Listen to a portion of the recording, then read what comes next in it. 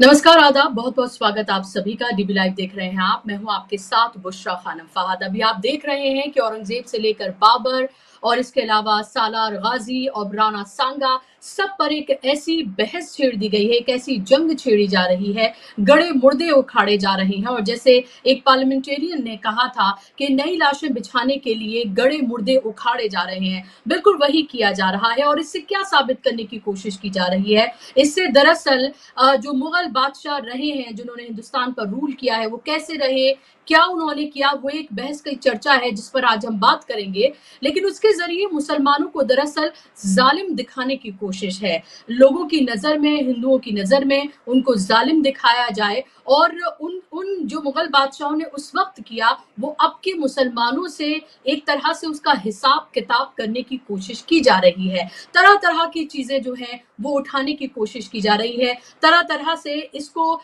ऐसे दिखाया जा रहा है कि जैसे देखिए कि मुसलमान कितने जालिम थे। और अब आप ये देखिए कि 1857 की जो पूरी क्रांति रही, उसकी बात भी अब की जा रही है और उसमें बहादुर शाह जफर का नाम लेकर उनको अंग्रेजों का एजेंट बताया जा रहा है। कुछ राइट विंग चैनल्स हैं जो इस कार्यक्रम को जिन्होंने किया है। और अमरीश मिश्रा जो कि आज के हमारे गेस्ट भी हैं, उनकी किताब है वॉर ऑफ सिविलाइजेशन। और इस किताब में उन्होंने 1857 का जो पूरा का गदर था, जो पूरी क्रांति थी, जिसको वो होलोकॉस्ट कहते हैं और अनटोल्ड स्टोरी जिसको वो कह रहे हैं, उस सब की उन्होंने बात की है। और उनकी इसी किताब का जिक्र करते हुए ही बाकायदा तौर पर कई कार्यक्रम जो हैं वो किए गए हैं। तो मैंने सोचा क्यों ना आज का कार्यक्रम ये किया जाए और औरंगजेब क्या था, बाबर, हुमायूं से लेकर सालार गाजी और इसके अलावा राणा सांगा, 1857 का गदर, इस सब पर जो एक कंफ्यूजन है,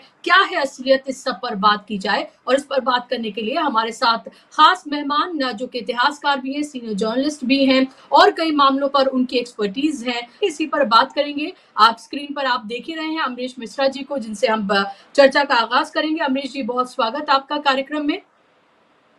और जी जी, मेरा थैंक यू पहला थैंक सवाल अमरीश जी आपसे ये कि बाबर, औरंगजेब और सालार गाजी के बाद अब राणा सांगा को जो लाया जा रहा है, इसका रीजन आप क्या देखते हैं? और शुरुआत हम औरंगजेब से कर लेते हैं। क्या औरंगजेब वाकई में इतना जालिम, इतना क्रूर, इतना आक्रांता था, इतना बड़ा और इतना क्रूर था कि वो हजारों ब्राह्मणों को एक एक दिन में मारता था? उसने मंदिर तोड़े, उसने हिंदुओं पर ऐसे ऐसे जुल्म ढाए कि जिसके बारे में बताया भी नहीं जा सकता।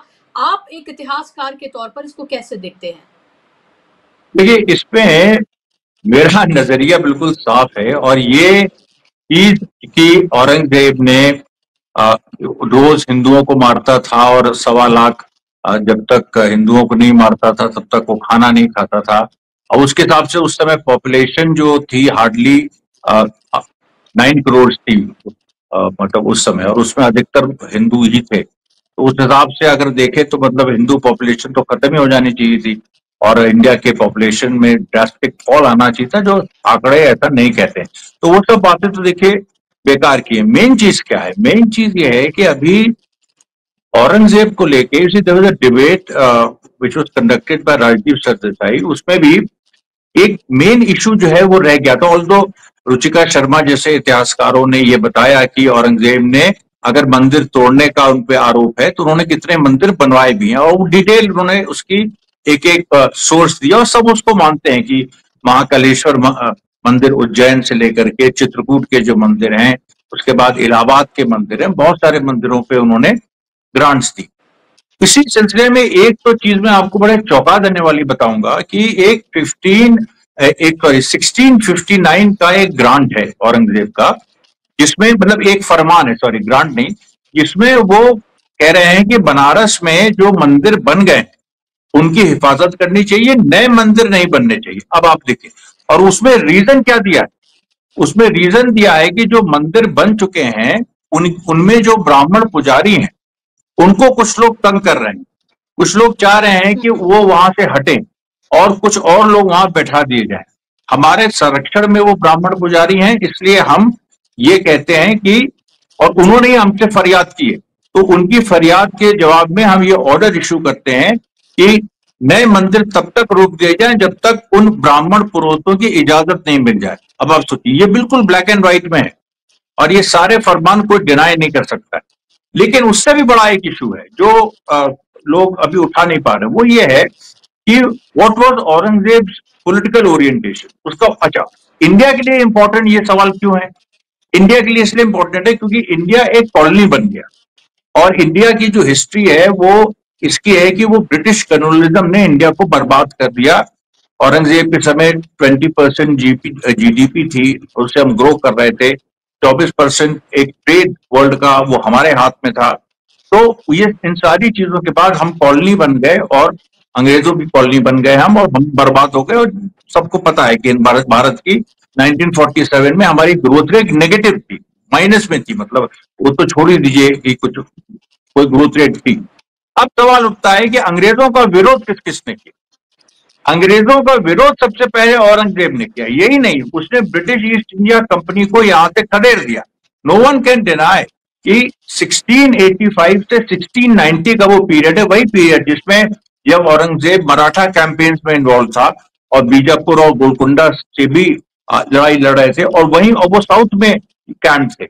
लेकिन ईस्ट इंडिया कंपनी को उन्होंने बंगाल से और बॉम्बे से पूरे जो इसको चाइल्ड वॉर कहते हैं, क्योंकि जोशुआ चाइल्ड उस समय ब्रिटिश ईस्ट इंडिया कंपनी के डायरेक्टर था मेन, जैसे बाद में क्लाइव हुए। तो जोशुआ चाइल्ड, उसको चाइल्ड वॉर कहते हैं। तो जोशुआ चाइल्ड के असल में क्या हुआ था कि ईस्ट इंडिया कंपनी पे मुगल्स ने ड्यूटी बढ़ा दी, और वो ड्यूटी जो बढ़ाई गई 3% ड्यूटी बढ़ा दी थी। और वो जो ड्यूटी बढ़ाई उसको लेके ईस्ट इंडिया कंपनी ने एक तरह से विद्रोह किया और इंग्लैंड से फौज मंगा के यहाँ पर बकायदा युद्ध हुआ, नेवल युद्ध हुआ, हुगली में हुआ, बॉम्बे में हुआ। अब सोचिए दोनों जगह, और उसके बाद साउथ में हुआ, ये तीनों जगह। और इन तीनों जगह पे अंग्रेजों की हार हुई। ये पहली नेवल हार थी उस समय। अगर आप देखिए, the British were the foremost naval power of the world, because वो स्पेन को हरा चुके थे 1576 में, स्पेनिश आर्माडा को हरा चुके थे। वो they used to rule the seas, और उस समय जो है उनको नेवल बैटल में हराना, उसके बाद उनको इविक्ट कर देना। क्योंकि 1695 में एक और घटना घटती है, जब एक हज के लिए एक जहाज जा रहा होता है भारत से, उस पर पायरेट्स, ब्रिटिश पायरेट्स अटैक करते हैं और 3 दिन लूटते हैं उसको। उसके बाद औरंगजेब ने तो उनको पूरी तरीके से बाहर कर दिया था कि ईस्ट इंडिया कंपनी बैन हो गई है। और इसके पूरे मतलब प्रमाण है, सब लोग जानते हैं इसको। कोई इवन राम माधवन जैसा जो आरएसएस के वो हैं, वो भी उस बात को मानते हैं कि ईस्ट इंडिया कंपनी के लोग औरंगजेब के पैरों पे गिर के उन्होंने नाक रगड़ी, पूरा पूरा रिकॉर्डेड है। और बुरी तरह से चिरौरी बिनती की, तब भी वो नहीं माना। और जब तक वो जिंदा था यहाँ पर ईस्ट इंडिया कंपनी खत्म हो चुकी थी। वो फिर फारूक सियार के दौर में 1716 में वो वापस आई। तो कहने का मेरा मतलब है कि जब जब भी किसी हिस्टोरिकल पर्सनालिटी का हम एनालिसिस करें, और हम और तो एक कॉन्टेक्स्ट में करें। कॉन्टेक्स्ट क्या है? भारत देश। भारत देश की सबसे बड़ी प्रॉब्लम क्या रही है? British colonialism. ब्रिटिश कॉलोनियलिज्म के खिलाफ सबसे पहले कौन लड़ा? औरंगजेब। बात यही खत्म हो जाती। इसके बाद और कुछ बचता नहीं। There is no need. ये अगर और इसको कोई आर्ग्यू करे, कोई ये कहे कि इससे भी बड़ा कोई इशू है कि अंग्रेजों की गुलामी से बड़ा इशू ये है कि मुगल आए और यहाँ पर इन्होंने ये किया वो किया, तो उससे सीधी बात है वो किसी दूसरे देश में तो यहाँ की वेल्थ ले नहीं जा रहे थे। अगर 20% जीडीपी था तो पर कैपिटा इनकम कितनी थी उस समय? ज्यादातर हिंदू थे, तो आप देख लीजिए। तो ये जो पूरी बात है, ये औरंगजेब के बारे में this should be the final word, कि उसके समय इसने ईस्ट इंडिया कंपनी के रूल को पूरी तरह से खत्म कर दिया। ये देखिए जी, इसका। लेकिन अमरीश जी, लेकिन क्या बात है कि मुगल शासकों की बात होती है, कभी बाबर को ले आते हैं, कभी हुमायूं को ले आते हैं, कभी औरंगजेब को ले आते हैं, लेकिन अंग्रेजों के जरिए ढाए गए जुल्म की बात नहीं करते हैं। उन्होंने किस तरह से देश को लूटा, कैसे हमारे स्वतंत्रता सेनानियों के साथ क्या जुल्म ढाए उन्होंने, कैसे लोगों का कत्लेआम उन्होंने किया, क्या क्या उन्होंने किया, क्या क्या बर्बरता उन्होंने की इसी देश के लोगों पर, हमारे ऊपर आके उन्होंने राज किया सालों, उसकी बात नहीं होती है। बात सिर्फ मुगल शासकों की जा रही है। और फिर उसमें राणा सांगा और इन सबको एक हीरो के तौर पर बताने की कोशिश। कल आपने देखा ही होगा कि कैसे करनी सेना के लोगों ने जो समाजवादी पार्टी के सांसद हैं उनके घर पर हमला कर दिया। ये सब आप क्या देख रहे हैं? क्या सिर्फ और सिर्फ मकसद एक है कि मुसलमानों को जालिम के तौर पर दिखाया जाए कि जब वो शासक रहे, देखिए तब भी वो जालिम थे, अब वो हिंदुस्तान के शहरी हैं तो तब भी देखिए वो किस तरह के लोग हैं, एक तरह से उनको देश का दुश्मन ही बताना है किसी भी तरीके से। क्या ये सब कुछ राजनीति से प्रेरित है, इसके अलावा और कुछ नहीं? नहीं, देखिए राजनीति से ये प्रेरित है, ये तो सीधी बात है। लोग कहते भी हैं कि अगर किसी मुगल बादशाह के ने कुछ किया तो उसके लिए आज का जुम्मन क्यों सहे, ये बात है। लेकिन देखिए बात यहाँ पर, अगर हम ये एक आर्गुमेंट दें कि भाई आज के मुसलमान उसके लिए जिम्मेदार नहीं, तो फिर तुरंत वो आ जाती है कि हाँ वो सब तो हिंदू हैं, तो सब हिंदू थे फिर हिंदू हों, मतलब इस टाइप की बातें आ जाती है। इसलिए ये जो सेकुलर फोर्सेस हैं उनको they have to defend all Mughal emperors entire legacy, because उसमें सच बोली है ना, उसमें कोई झूठ बोलने की बात ही नहीं है। जो भी हुआ, औरंगजेब ने जो मंदिर तोड़े वो भी सामने है, औरंगजेब ने जो मंदिर बनवाए वो भी सामने है। लेकिन उससे बड़ी चीज है, आर्गुमेंट बड़ा है कि किसी भी पॉलिटिकल फिगर का, हिस्टोरिकल फिगर की एनालिसिस इस बेसिस पे नहीं हो सकती कि उसने कितने मंदिर तोड़े या बनाए। उसकी एनालिसिस पॉलिटिकल हो सकती है कि उसने फॉरेन पावर्स को भारत से दूर कितना रखा या नहीं रखा। यही बात देखिए, जो ये लोग अभी देखिए अलाउद्दीन खिलजी का सवाल उठाएंगे, अलाउद्दीन खिलजी का सवाल उठाएंगे, पर अलाउद्दीन खिलजी ने मंगोलों को नहीं आने दिया, मंगोल यहां आ जाते तो क्या होता। ये जो सारी देखिए चीजें हैं, ये एक्चुअली जो एंटी इंपीरियलिस्ट नजरिए से हिस्ट्री को देखने का तरीका है, उसको आरएसएस और इस तरह की फोर्सेस ने बहुत डाइल्यूट किया उन लोगों ने। और ये देश को बहुत बड़ी डिससर्विस है, क्योंकि आप ये भूल जाएंगे कि भारत गुलाम रहा है और अंग्रेजों ने गुलामी की है। 45 लाख ट्रिलियन यहां से पैसा बाहर गया है, उसके मुआवजे की बात नहीं, उसके माफी मांगने की बात नहीं। कोई कहता भी है माफी मांगो तो कहता है कि एक एक रुपए आप मुआवजा दे दीजिए, उसको हम सिंबॉलिक मान लेंगे। क्यों? 45 लाख ट्रिलियन मतलब 45 लाख डॉलर्स यहां से गए हैं और उसका कोई हिसाब ही नहीं है, उसका कोई मतलब उसको पूछने वाला कोई नहीं, ये इशू। अच्छा, और इसमें जो मजेदार बात मैं आपको बताता हूँ, राणा सांगा पे मैं आऊंगा, कि अभी जो देखिए जो ये प्रदीप सिंह हैं जो यूट्यूबर हैं और वो बीजेपी से क्लोज माने जाते हैं, उन्होंने अभी हमारी किताब पे एक विशेष प्रोग्राम किया। अब हमारी किताब देखिए 1857 वॉर ऑफ सिविलाइजेशन, ये लिखी गई थी और ये रिलीज की थी हामिद अंसारी जी ने 2008 में, रूपा ने पब्लिश की थी इसको। 2000 पेज की किताब है और इसमें एक एक जगह हिंदुस्तान में, कश्मीर से कन्याकुमारी और मणिपुर से मुंबई, क्या क्या हुआ था, ये पहली किताब है जो सब कुछ कवर करती है। उसकी जो सबसे बड़ी फाइंडिंग ये है कि 1857 की लड़ाई में 10 साल की अवधि में, क्योंकि 1857 की लड़ाई 1867 तक चली, उसमें अंग्रेजों ने 1 करोड़ भारतीयों को मारा। 1 करोड़, ये हमारे अकेले की फाइंडिंग थी। उस पर लंदन गार्जियन में छपा भी था उस समय, उस पर डिबेट भी हुई थी। दुनिया के सारे बड़े हिस्टोरियंस ने या तो हमारे पक्ष में या हमारे विरोध में उन्होंने स्टांस लिया था। अब उस चीज को उठाना, और मैं देखिए अगर बीजेपी इस सवाल को उठाती या उनके यूट्यूबर इस सवाल को उठाते हैं तो अच्छी बात है। 1 करोड़ भारतीय मारे गए, आपने सवाल को उठाया, लेकिन इसके आगे एक्शन भी तो चाहिए ना, कि आप पूरे भारत में इस समय जो चल रहा है उसमें आप ये इशू उठाइए ना कि हिंदू मुस्लिम एक हो और अपने पूर्वजों की जो हत्याएं हुई हैं, जो इतनी बड़ी मास किलिंग हुई है, जो अनटोल्ड हॉलोकास्ट है। आप खुद कह रहे हैं, प्रदीप सिंह ने खुद कहा है कि ये अनटोल्ड हॉलोकास्ट है, और अमरीश मिश्रा ने ये कहा, और सारी उन्होंने बकायदा, उन्होंने छुपाया नहीं कुछ, ये हमारा नाम लिया है। लेकिन उसका जो लॉजिकल कंक्लूजन ये होना चाहिए कि भाई फिर तो हिंदू मुस्लिम एकता के साथ आपको अंग्रेजों से डिमांड करनी चाहिए, माफी मांगो, मुआवजा दो। एक बात और, उन्होंने ये भी कहा, उन्होंने माना कि मुस्लिम मुजाहिदीन भी लड़े, यानी हिंदू जो सिपाही थे, जो हिंदू धर्मगुरु थे, उसके अलावा मुस्लिम मुजाहिदीन को उन्होंने बकायदा जिक्र किया है और उन्होंने एक्सेप्ट किया है, जो कि आरएसएस की ट्रेडिशनल लाइन से भिन्न है, क्योंकि वो मुस्लिम। अच्छा, अब यहां पर देखिए, जो उन्हीं के लेकिन इंटरव्यू में एक दूसरी बात भी आती है कि वो बहादुर शाह जफर को कहते हैं कि वो ब्रिटिश एजेंट था, जबकि मेरी किताब में बहादुर शाह जफर हीरो है। और बहादुर शाह जफर हीरो इसलिए भी है क्योंकि देखिए वो हिंदुओं का बहुत प्रिय था, और मैंने अपनी किताब में जो वॉर ऑफ सिविलाइजेशन है, पूरा बहादुर शाह जफर का एक चैप्टर है।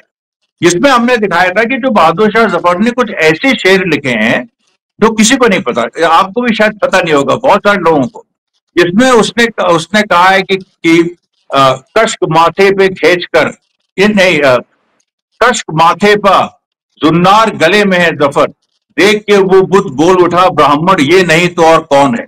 अब बताइए, जुन्नार मतलब जनेऊ होता है, तो मतलब माथे पे टीका और जनेऊ पहन के जब जफर गया मंदिर, तो बुद्ध बोल उठा कि ये ब्राह्मण तो यही है। तो और आपको ये बात याद रखनी चाहिए कि जो बंगाल आर्मी जो रिवोल्ट की थी, मंगल पांडे की जो सेना थी, मतलब मंगल पांडे जिसमें इन्होंने सबसे पहले गोली चलाई, अभी 29 मार्च बस आ ही रहा है जिस दिन गोली चली थी, 8 अप्रैल को वो शहीद हुए थे और 10 मई को मेरठ में विद्रोह शुरू हो गया था। तो ब्राह्मण जो थे, देखिए पूरी ईस्ट इंडिया कंपनी की बंगाल आर्मी 1,30,000 उसमें सोल्जर्स थे, कैवलरी और इन्फेंट्री आर्टिलरी मिला के, 40% वो ब्राह्मण and from Awadh and Bihar, मतलब ये जो बेल्ट है लखनऊ से लेके ये पटना मुंगेर तक, इस पूरे बेल्ट पे 40% ब्राह्मण थे। और वो ब्राह्मण जब रिवोल्ट हुआ है तो सबसे पहले वो दिल्ली गए, बहादुर शाह जफर को उन्होंने एम्परर बनाया। और ये सारी बातें रिकॉर्डेड हैं, सब जो कोर्ट्स के रिकॉर्ड्स हैं, जो उस समय एक एडमिनिस्ट्रेशन बना था, उसमें जो हिंदू सिपाही थे वो पूरा चला रहे थे कामकाज बहादुर शाह जफर के नाम पे। आप इंडियन आर्काइव में चले जाइए, विलियम ये डैलरिम्पल ने भी इस सवाल को उठाया अपनी तरह से। तो ये देखिए बहुत ही नोन फैक्ट है। तो अब जब ये पूरी स्थिति है, उसमें ये एंगल ले आना और एक तरफ मुस्लिम मुजाहिदीन को प्रेस करना, एक तरफ बहादुर शाह जफर पे हमला करना, इसका कोई लॉजिक नहीं है, इसका कोई सेंस नहीं है। ये दिखाता है कि बीजेपी देखिए एक ऐसे दौर में प्रवेश कर रही है जिसमें राणा सांगा, अब देखिए राणा सांगा का इशू, देखिए राणा सांगा का इशू क्या है। राणा सांगा का जो इशू है उसमें सीधी बात है कि राणा सांगा ने बाबर को बुलाया था, इसमें कोई दो राय तो है नहीं, इसके डॉक्यूमेंट्स मौजूद हैं। उसके बाद राणा सांगा, अच्छा लोग कहेंगे ठीक है बुलाया था, तो इब्राहिम खान लोधी को हराने के लिए बुलाया था। फिर राणा सांगा की ये पॉलिसी थी कि एक बार इब्राहिम खान लोधी को हरा के फिर बाबर को भी हरा दें, वो भी हमने मान लिया। लेकिन आप ये बताओ कि जो खनवा की लड़ाई हुई थी 1526 में फर्स्ट बैटल ऑफ पानीपत हुई, जिसमें इब्राहिम खान लोधी को बाबर ने हराया, जो कि मुस्लिम था इब्राहिम खान लोधी। और 1527 में बैटल ऑफ खनवा हुई, जिसमें राणा सांगा को, जो कि फतेहपुर सीकरी के पास है खनवा, और उसमें राणा सांगा को बाबर ने हराया। वो जो वॉर है उसका जो सबसे चौंका देने वाला पहलू है, मैं आपको बताऊं, मतलब हिल जाएगा आदमी, कि उसमें एक बड़ा हिस्सा राणा सांगा की फोर्स का वो डिफेक्ट कर गया, और उसमें हिंदू थे सब, वो डिफेक्ट कर गया। और उसमें जिस कमांडर के लीडरशिप में वो डिफेक्ट किए, उसका भी नाम मेदिनी राय, एक्चुअली राय एक टाइटल था, वो उत्तर प्रदेश का एक पुरबिया ठाकुर था। तो वो देखिए, तो तब से जो तो वो जो उसके बाद से मुगल सेनाओं में जो पुरबिया सोल्जर्स हैं, यानी यूपी बिहार के, वो बड़ी संख्या में, और ब्राह्मण ठाकुर ज्यादातर बड़ी संख्या में मुगल सेना में थे। फिर जब मुगलों का डिक्लाइन हुआ तो फिर वो ईस्ट इंडिया कंपनी सेना में चले गए, और फिर 1857 में उन्होंने विद्रोह किया। ये हिस्ट्री है देश की। ये देखिए है सैयद सलार मसूद गाजी को लेके जो देखिए सवाल उठ रहे हैं। अब सैयद सलार मसूद गाजी को इन्हीं जो बीजेपी के ही एक इस समय थ्योरेटिशियन है बद्री नारायण, उनका जर्नल ऑफ एशियाटिक स्टडीज में आर्टिकल है, एक्चुअली वो इकोनॉमिक एंड पॉलिटिकल वीकली में लिखा था, जो JSTOR ने उसको रिप्रोड्यूस किया, जिसमें उन्होंने एनालाइज किया है कि सैयद सलार मसूद गाजी का क्या था। तो अब उनको जो है, जैसे संभल के DSP ने अभी बैन कर दिया नेजा मेला जो हर साल होता है। अब संभल, एक तो उनकी मृत्यु बहराइच में हुई थी, और बहराइच में उनकी अभी भी दरगाह है, जिसको हिंदू बहुत मानते हैं, और गाजी मियाँ के नाम से बहुत वो फेमस है, हटीला पीर, मतलब ये हटीला पीर, इस तरीके के, हटीला दूल्हा, इस तरह के जो प्यारे प्यारे नाम जो हिंदू जनता देती है पीर सूफी संतों को, उस तरह के नाम है उनके। तो उस पे बद्री नारायण ने कहा कि भाई जो बीजेपी कह रही है कि राजा सुहेल देव से इनकी लड़ाई हुई, राजा सुहेल देव ने सैयद सलार मसूद गाजी को 1034 AD में मार दिया जान से। उसके बाद ये आतताई थे और सुहेल देव हीरो थे। अब ऑल्टरनेटिव नैरेटिव क्या है जो कि खुद बद्री नारायण ने अपनी किताब में लिखा और जिसका पूरा जिक्र ऑल्टरनेटिव नैरेटिव ये है कि जो सुहेल देव था वो एक आदताई राजा था और उसके जुल्मों के खिलाफ मुस्लिम और लोअर कास्ट हिंदू उन्होंने गाजी बाबा से अपील की कि इससे लड़ो। वो लड़े और उसमें दोनों मारे गए। मतलब ये अलग अलग वर्जन। अब ये वर्जन कैसे सामने आया कि सुहेल देव जो था वो हीरो है और सैयद सलार जो गाजी है वो आतताई थे। ये सबसे पहले अंग्रेजों ने इसको सामने लाया और उसका रिकॉर्ड है क्योंकि हेनरी स्लीमन जो अवध के एनेक्सेशन में जिन्होंने बहुत इंपॉर्टेंट रोल प्ले किया था उन्होंने ये सबसे पहले ऑब्जर्व किया। He has called Syed Salar Masud Ghazi a ruffian. सबसे पहले, उसके पहले ये कहीं नहीं है। तो अब रफियन जब उन्होंने कहा, फिर 1940 में एक द्विजनाथ दीक्षित नाम का शख्स है जो आर्य समाज से जुड़े थे और आर्य समाजियों की सोच एंटी मुस्लिम उस समय थी। तो उन्होंने एक किताब लिखी 1940 में जाके जिसमें उन्होंने वो अंग्रेजी वर्जन को कोट किया। उन्होंने जो इतने सारे बाकी पर्शियन वर्जन हैं, मिरात मुस्तदी है, उसके बाद ये तारिक फिरोज शाही है, इनकी आईने अकबरी में मेंशन है, बहुत सारी और किताबें, उसमें जो मेंशन है वो उन्होंने कोट नहीं किया। तो अब ये देखिए, ये जो पूरा एक हिस्ट्री का सेंस ये लाने की कोशिश कर रहे हैं, चाहे वो औरंगजेब के माध्यम से हो, चाहे वो सैयद सलार गाजी के माध्यम से हो, उसमें क्लियर है कि एक ऐसी ये हिस्ट्री बनाना चाहते हैं जिसमें वो मुस्लिम्स को आउटसाइडर्स और आतताई बताएं। लेकिन उसमें जब 1857 की बात आती है तो फिर उसमें आप मुस्लिम मुजाहिदीन की बात भी कर देते हैं और बहादुर शाह जफर की वो कहते हैं ब्रिटिश एजेंट, लेकिन कह देते हैं मुस्लिम मुजाहिदीन भी लड़े थे। वो निगेट नहीं किया जा सकता। वीडी सावरकर ने जो पहली किताब लिखी 1857 पे 1907, मेरी किताब 100 साल बाद आई 2007-2008। तो सावरकर ने भी उसमें लिखा है, मौलवी अहमदुल्लाह शाह की तारीफ की है, मुस्लिम उलेमाओं की तारीफ की है। उन्होंने कहा सबने मिलकर युद्ध लड़ा। अब उसको आप निगेट नहीं कर सकते क्योंकि आप सावरकर तो खुद निगेट करेंगे नहीं, तो आपको मुस्लिम मुजाहिदीन मानने पड़ेंगे। तो मुस्लिम मुजाहिदीन आपको मानने पड़ेंगे, आपको देवबंद मानना पड़ेगा, आपको तमाम जो इस तरह से आप जिनको आतंकवादी और ये सब कहते हैं उस तरह के, क्योंकि उनके जो फाउंडर्स थे वो 1857 में लड़े थे। देवबंद के फाउंडर्स 1857 में लड़े थे। जिहाद शामली बहुत फेमस था और पूरा जो मुजफ्फरनगर से लेके दिल्ली तक जो पेड़ थे उसमें उलेमाओं की लाशें लटक रही थी और इलाहाबाद से लेकर कानपुर तक जो पेड़ थे उसमें हिंदू संतों की और हिंदू जनता की लाशें लटक रही थी। तो ये जो देखिए एक पूरी हमारी जॉइंट लेगेसी है। और हमें अगर बड़ा इशू उठाना है, भाई बीजेपी ने अभी इस इशू को क्यों उठाया? बीजेपी ने ऑब्वियसली उनके अंदर कहीं ना कहीं ये है कि हिंदू मुस्लिम मुद्दों से काम नहीं बन रहा। ये कब तक ये चलता रहे इसमें, और इसमें जो बीजेपी के अंदर की लड़ाई भी है लखनऊ और दिल्ली में, उसकी भी भूमिका हो सकती है। शायद दिल्ली एक नया नैरेटिव चाह रहा हो, बिल्ड हो। आरएसएस के मोहन भगवत कह ही चुके हैं कि आप उनके शिवलिंग के नीचे ये मस्जिद के नीचे शिवलिंग मत खोजिए।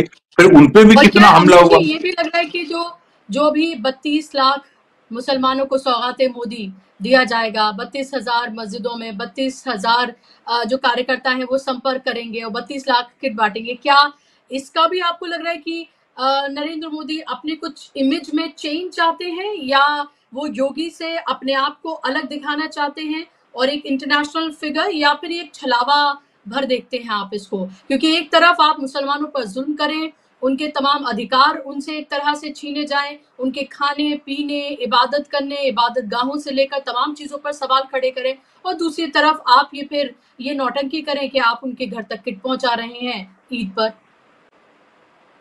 ये देखिए, इसमें मैं आपको बताता हूं इसका जो पूरा मामला। देखिए, दो इस समय बीजेपी आरएसएस में दो लाइन चल रही। एक लाइन है योगी आदित्यनाथ की, वो है संबल मॉडल। संबल मॉडल क्या है कि मुसलमान रहें, उनकी जो, क्योंकि बड़ी संख्या में संबल में है, मुसलमान रहें, लेकिन संबल एक ऐसा मॉडल होना चाहिए कि जो कि कल्चरली मुसलमान जो हैं वो, मतलब it should be a culturally Muslim free zone. कि संबल जो है एक मॉडल है कि मुस्लिम्स का कल्चरल एसर्शन जीरो है। वो है अपने घर में है, घर में नमाज पढ़ रहे हैं, घर में ये कर रहे हैं, अपने फेस्टिवल्स नहीं मना रहे, अपने ये नहीं कर रहे हैं। अब देखिए ईद आएगी, उसमें एक नया शगुफा छोड़ा जाएगा। ये तो वो संबल को एक मॉडल बनाना चाहते हैं, जैसे गुजरात मॉडल एक मोदी ने बनाया था, उस तरह से ये संबल को योगी आदित्यनाथ की अपनी थिंकिंग है कि हम इस तरीके का एक दिखाएं और उसके हिसाब से देश चले। अब दूसरी तरफ क्या है, दूसरी तरफ मोदी और शाह जो है वो इस चीज को देख रहे हैं कि ये योगी को कभी भी वो प्रधानमंत्री बनने देना नहीं चाहते, नंबर एक। नंबर दो, अंतर्राष्ट्रीय परिस्थिति देखिए जो बहुत ही महत्वपूर्ण, क्योंकि अंतर्राष्ट्रीय परिस्थिति में अभी जो पूरा माहौल है और जिस तरह से ट्रंप एक एग्रेसिव हो रहा है और तब उसने यूरोप को एक तरीके से पूरा गच्चा दे दिया है, छोड़ दिया है, भारत को ह्यूमिलेट किया है और भारत ह्यूमिलेट हो रहा। आज देखिए खबर आई है कि 25% टैरिफ्स उसने इंक्रीज कर दिए हैं बहुत सारे गुड्स पे। तो ये चीज मोदी भी देख रहे हैं, मोदी वहां गए, ह्यूमिलेट हो गया है। मोदी के पास वो कौन सा ऐसा इशू है जो वो, क्योंकि देखिए इंग्लैंड अमेरिका को लोग एक ही तरह से देखते हैं, तो मोदी के पास वो कौन सा इशू है जो वो वेस्ट के खिलाफ यूज कर सकते हैं, या भारत में एक राष्ट्रवाद, क्योंकि राष्ट्रवाद, हिंदुत्व राष्ट्रवाद तो उसकी एक इनिंग्स पूरी होगी। अब वो 1857 राष्ट्रवाद अगर उठाते हैं और उसमें मेरी किताब का सहारा लेते हैं और हम इतना नोन हमारे मतलब हमारा एक पूरा बीजेपी के साथ कभी इत्तेफाक नहीं रहा, उसमें एक तल्ख झड़पें भी हुई है, इस पूरे उसमें उनका ये दिखाता है कि एक क्राइसिस है, एक मोदी के सामने एक आइडियोलॉजिकल क्राइसिस है कि नेक्स्ट कि मतलब व्हाट नेक्स्ट। अभी इसके बाद अगर हमको प्राइम मिनिस्टर बने रहना है, हमारे रिजीम को बने रहना है और इंटरनेशनल लेवल पे एक संकट आ गया है जिससे भारतीय इकोनॉमी बुरी तरह प्रभावित होगी, तो कुछ हमें ऐसा चाहिए जो वेस्ट के खिलाफ हम खड़े हो सके, हम आंख भी दिखा सके उनको। तो ये एक इशू है कि आप 1 करोड़ हिंदुस्तानी मारे गए, ये अमरीश मिश्रा की किताबों में है प्रमाण के साथ, जो कि प्रदीप सिंह ने भी प्रमाण दिए थे, जो मैंने अपनी किताब में सारे डिटेल में दिए हुए हैं, और इसको हम लेके हम आगे बढ़े। तो ये देखिए एक बड़ी जटिल परिस्थिति है। मैं ये नहीं कह रहा हूं कि इस दिशा में कोई बढ़ेगा या नहीं बढ़ेगा या ये, लेकिन ये एक इंडिकेशन है कि अभी जो जहां जाके हिंदुत्व की राजनीति फंस गई, उसमें 2 ही रास्ते हैं। एक है योगी का रास्ता जो मुस्लिम्स को और दबाएगा।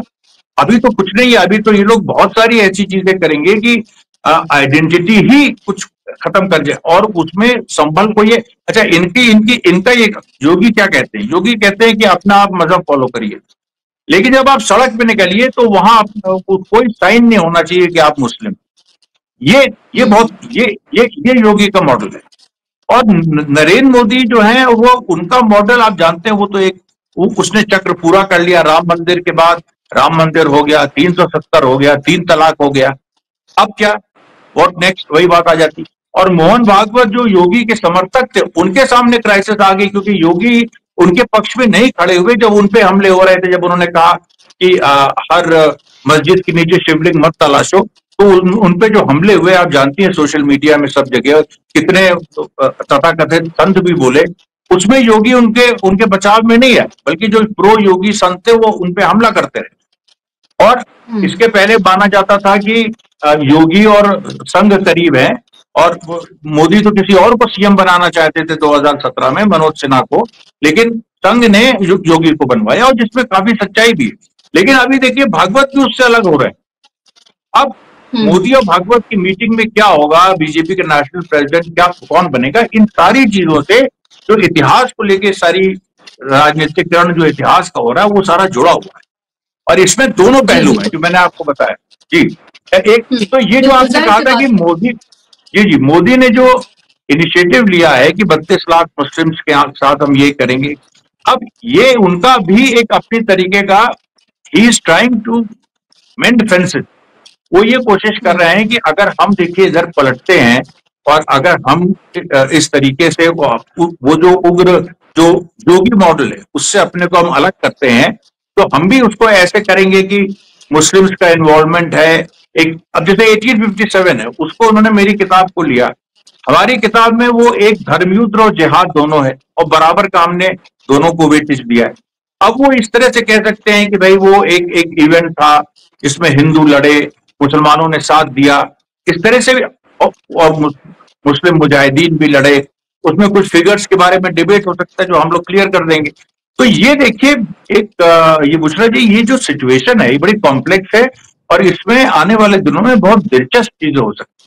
जी जी, बिल्कुल।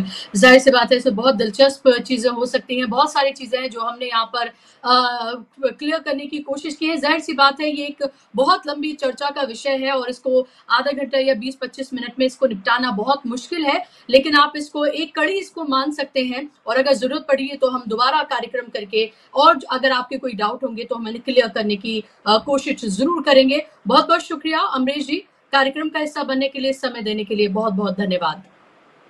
धन्यवाद।